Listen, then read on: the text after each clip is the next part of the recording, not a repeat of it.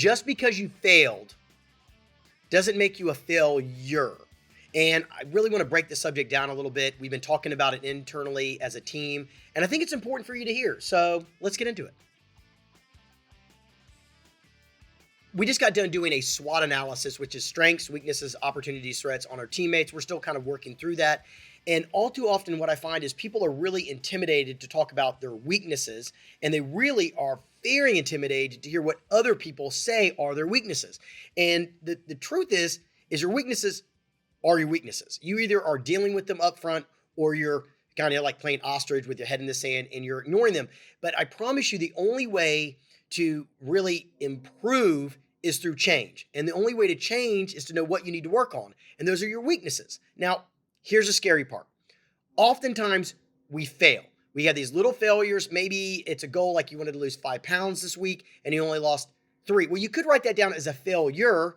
And then do you start to think that you're a failure because of that? You're not. You're not a failure, man. You failed at one little task. You failed at one activity, one project, one goal that you wanted to reach.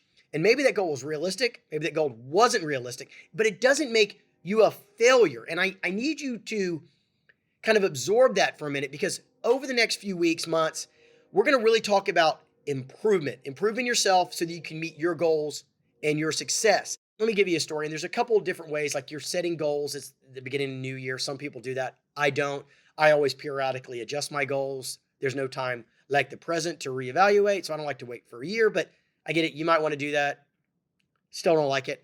So let's assume I have a couple short-term goals. I have to lose 10 pounds, like for my waist day rate. I need to lose 10 pounds. Well, I break that up into small buckets, and I needed to lose 2 pounds last week.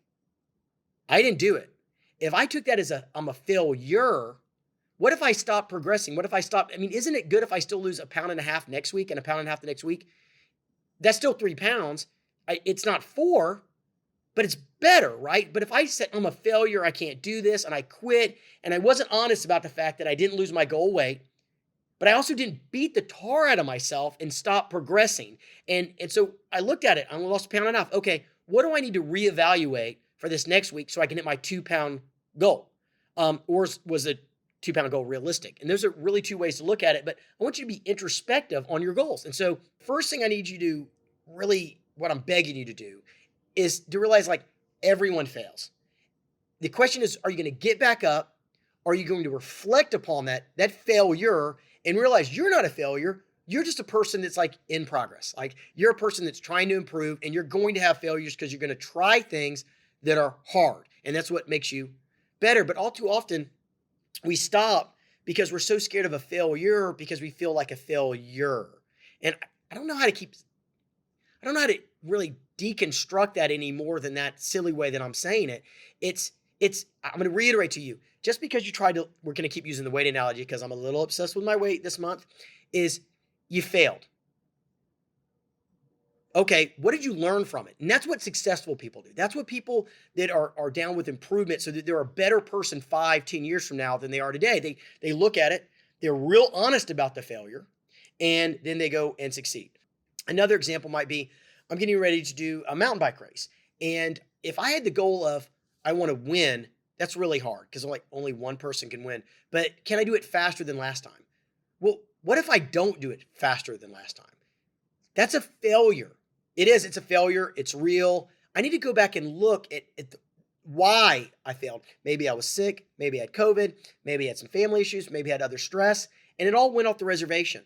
But it doesn't make me a failure. It just means I failed at that one goal. And I'm begging you so that we can all improve together to reflect upon the fact that you're doing great. You're here, you're listening, you're trying to improve.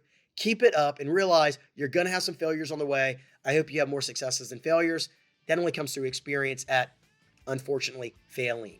So good luck out there. And I'm sorry if I went on a little bit. I'm going to keep talking about this topic. And by the way, subscribe, bing, ding. And if you don't, I will send my dog Magneto to drool on your pillow. Thanks. Bye.